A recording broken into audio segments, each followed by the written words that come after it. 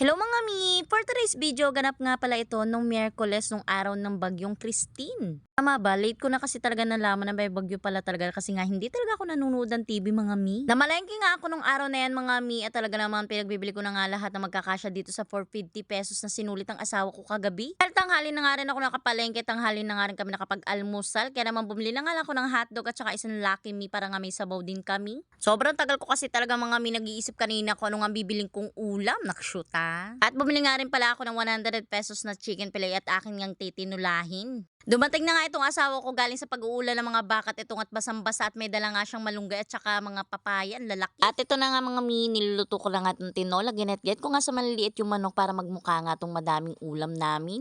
Diyos ko talaga namang hindi na nga tumigil ang ulan dito sa amin at napakalakas nga din ng hangin, nakshuta. At talaga namang mga mi, napakasarap nga kumain ng kumain pagkaganari ang panahon at saka yung alam mo na, uy sikere, charot lang. Ang ibig ko sabihin ay talaga namang napakasarap ng matulog kapag kaganaring maulan o tingnan nyo napakasarap nga ng tulog ng asawa ko. Dito nga lang talaga lahat kami sa may higaan dahil halos lahat nga ng parte na itong aming bahay talaga naman tumutulo at talaga naman punong-puno na nga yung isang timba ng katutulo. At tingnan nyo naman talaga itong sahig ng aming kusina ay talaga naman lating-lati na nga. Kaya na nga dahil nga masarap kumain ng kumain pagkaga na rin naulan ay magluluto nga ako ng tipid version nitong spaghetti macaroni. Nagisa nga lang ako dyan ng bawang sibuyas at tutungan laki na corned beef and then nilagyan ko nga ng isang boteng ketchup. Yes mga miyan nga lang yung lahok ng aking spaghetti macaroni ay talaga namang napakasarap na nga nito.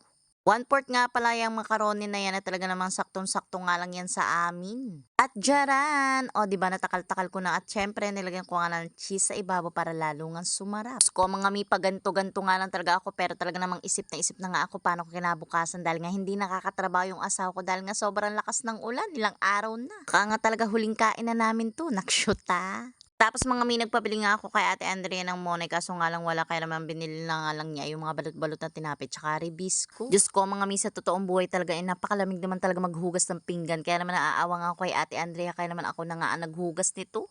Sobrang lamig nga talaga maghugas ng pinggan dahil napakalamig nga ng tubig na lumalabas sa gripo. Nakshuta. Ganda rin nga talaga ang panahon eh wala namang ibang masarap talagang gawin kundi maghihiga nga sa higaan. Diyos ko mga mi, sobrang tambak na talaga yung mga video ko dito. Talaga namang gusto ko nga araw-araw makapag-upload kaso nga lang talaga hindi ko nga magawa. Kahit nga wala talagang earnings ako dito sa mini vlog ay gusto ko pa rin talaga i-share sa inyo araw-araw yung nangyayari sa buhay namin. Syempre para updated yung mga marites. Char! Yun lang! Bye!